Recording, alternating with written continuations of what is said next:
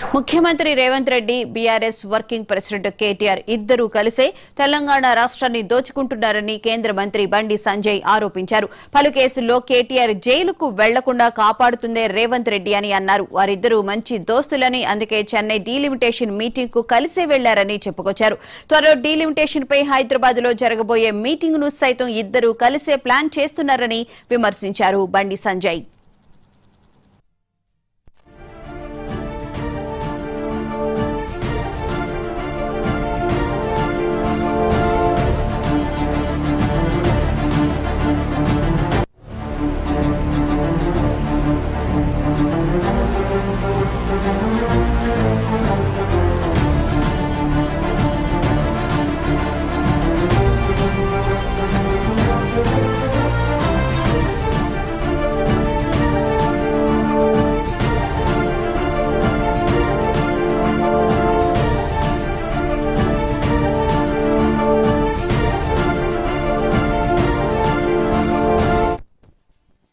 ముఖ్యమంత్రి Revanth Reddy BRS working president KTR ఇద్దరూ కలిసే తెలంగాణ రాష్ట్రాన్ని దోచుకుంటున్నారని కేంద్ర మంత్రి బండి సంజయ్ ఆరోపించారు. పలు కేసుల్లో కేటీఆర్ జైలుకు వెళ్లకుండా కాపాడుతుందే రేవంత్ రెడ్డి అని అన్నారు.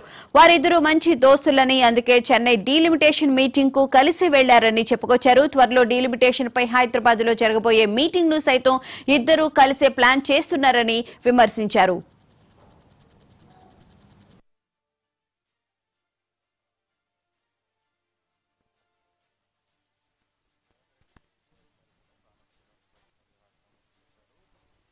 కేసీఆర్ ప్రభుత్వ హయాంలో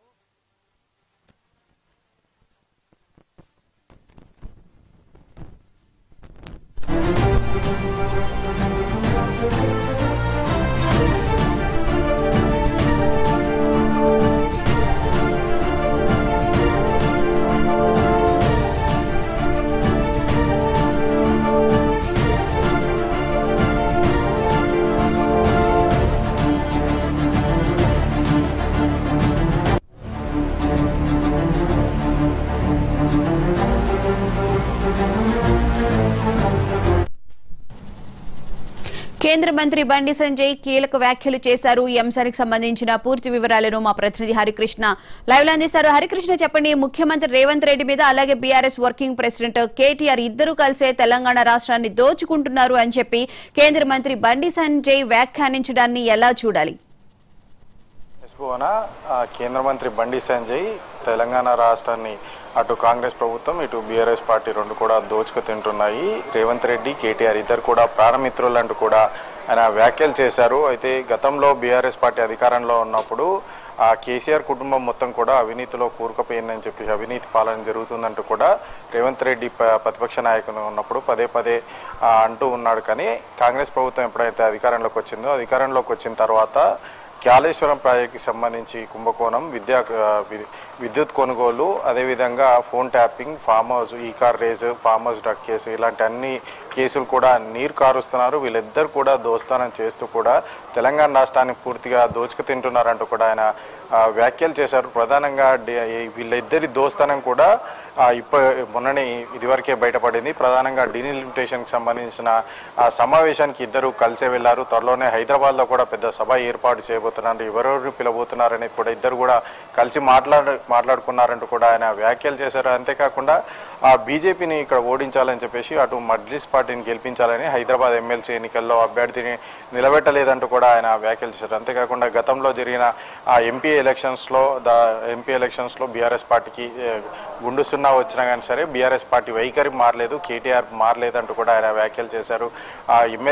కరీంనగర్ ఎమ్మెల్సీలకు సంబంధించి అభ్యర్థిని కూడా నిలబెట్టకపోవడానికి కారణం కాంగ్రెస్ బీఆర్ఎస్ రెండు పార్టీల మధ్య ఉన్న దోస్తానమే, కేటీఆర్ రేవంత్ రెడ్డి ప్రాణమిత్రులు అంటూ కూడా వ్యాఖ్యలు చేశారు. అందులో భాగంగానే ఈ యొక్క కేసులన్నీ కూడా నీరు కారుస్తున్నారు. గతంలో ప్రతిపక్ష నాయకుడిగా ఉన్నప్పుడు ఆయన వ్యాఖ్యలు చేశారు. కానీ అధికారంలోకి వచ్చిన తర్వాత ఈ కేసుల పట్ల మొత్తంగా కూడా నీరు గారుస్తున్నారు. కేసుల గురించి విచారణ పేరుతో కాలయాపన చేస్తున్నారు తప్ప నిందితులు ఖచ్చితంగా వీరు ఉన్నారని చెప్పేసి గతంలో వ్యాఖ్యానించిన రేవంత్ రెడ్డి ఎందుకు వారిపైన చర్యలు తీసుకోవట్లేదంటూ కూడా ఆయన వ్యాఖ్యలు చేశారు. ఇద్దరు కలిసి రాష్ట్రాన్ని దోచుకు తినడమే లక్ష్యంగా ఈ యొక్క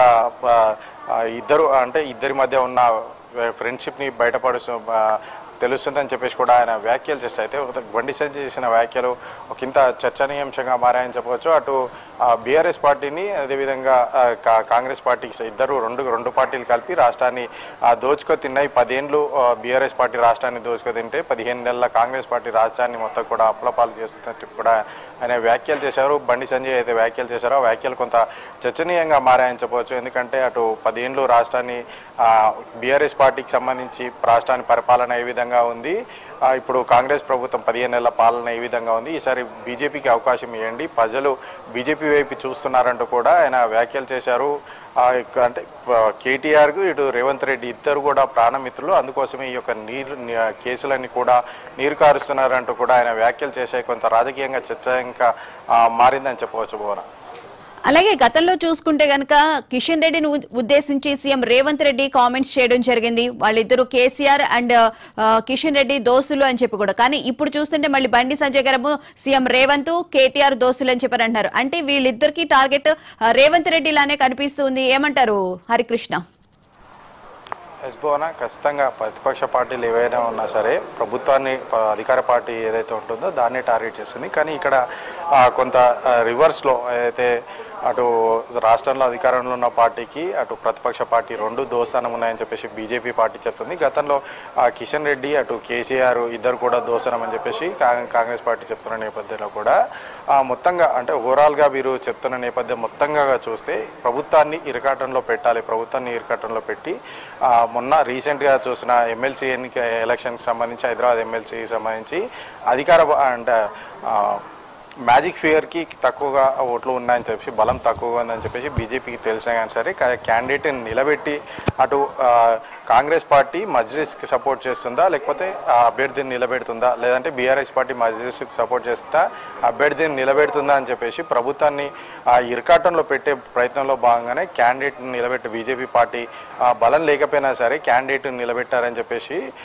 రాజకీయ వర్గాల్లో చర్చ జరుగుతుంది. అయితే అదేవిధంగా ప్రభుత్వాన్ని ఎప్పుడైతే మొదటి నుంచి కూడా అటు ఎస్సీ భూములు కావచ్చు మిగతా సంబంధించిన అంశాల పట్ల ప్రభుత్వాన్ని ఇరకాటంగా పెట్టాలి, ముఖ్యమంత్రి రేవంత్ రెడ్డిని టార్గెట్ చేసి ఈ యొక్క ముఖ్యమంత్రి టార్గెట్ చేస్తూనే ఈ యొక్క రాజకీయంగా వ్యాఖ్యలు చేయాలి, రాజకీయ ప్రకటనలు చేయాలంటూ కూడా ఒక ముఖ్యమంత్రి రేవంత్ రెడ్డిని టార్గెట్ చేసి ముందుకెళ్తున్నట్టుగా తెలుస్తుంది. ప్రధానంగా ఎస్సీ భూముల వివాదానికి సంబంధించి మొదటి నుంచి కూడా ఇటు బీఆర్ఎస్ పార్టీ కానీ ఇటు బీజేపీ పార్టీ కానీ ముఖ్యమంత్రి రేవంత్ రెడ్డిని టార్గెట్ చేసి ప్రభుత్వాన్ని ఇరకాటం పెట్టే ప్రయత్నంలో భాగంగానే మొదటి నుంచి కూడా సిబిఐ ఎంక్వైరీ చేయాలి, సిబిఐ ఎంక్వైరీకి సిద్ధమేనా అంటూ కూడా రేవంత్ రెడ్డిని టార్గెట్ చేస్తూ అయితే వ్యాఖ్యలు చేశారు. ప్రధానంగా దీనికి సంబంధించి ఏదైతే అటు గతంలో బీఆర్ఎస్ పార్టీకి సంబంధించి భూములు మొత్తం కూడా అమ్ముకున్నారు, ప్రస్తుతం కాంగ్రెస్ సర్కార్ అధికారంలోకి వచ్చిన తర్వాత రేవంత్ రెడ్డి కూడా ఇదే పని చేస్తున్నారంటూ కూడా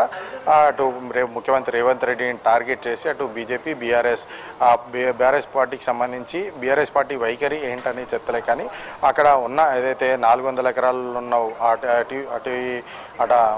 వృక్షాలను మొత్తం కూడా నాశనం చేశారంటూ చెప్తున్నారు. కానీ గతంలో అంటే ఈ 400 భూమి వేలం పాటపై వారి వైఖరి ఏంటనేది స్పష్టంగా చెప్పటం లేదని చెప్పవచ్చు. అయితే బీజేపీ పార్టీ మాత్రం అటు రేవంత్ రెడ్డిని టార్గెట్ చేస్తూ ఖచ్చితంగా ఈ యొక్క విషయంపై సిబిఐ ఎంక్వైరీ జరగాలి, సిబిఐ ఎంక్వైరీ చేయడానికి రేవంత్ రెడ్డి సిద్ధంగా ఉన్నారా అని చెప్పేసి కూడా సవాల్ చేస్తున్న పరిస్థితి అయితే ఉంది. మొత్తంగా ఇటు బీఆర్ఎస్ పార్టీ అటు బీజేపీ పార్టీ రెండు కూడా కలిసి ముఖ్యమంత్రి రేవంత్ రెడ్డిని టార్గెట్ చేసి వాళ్ళ ప్రణాళికలు అంటే ఏ విధంగా రాజకీయంగా ఏ విధంగా కొట్టాలి, రేవంత్ రెడ్డిని ఏ విధంగా ముందుకెళ్లాలని చెప్పేసి రెండు పార్టీలు ప్రణాళికలు సిద్ధం చేసుకుని ముందుకెళ్తున్నట్టుగా తెలుస్తుంది.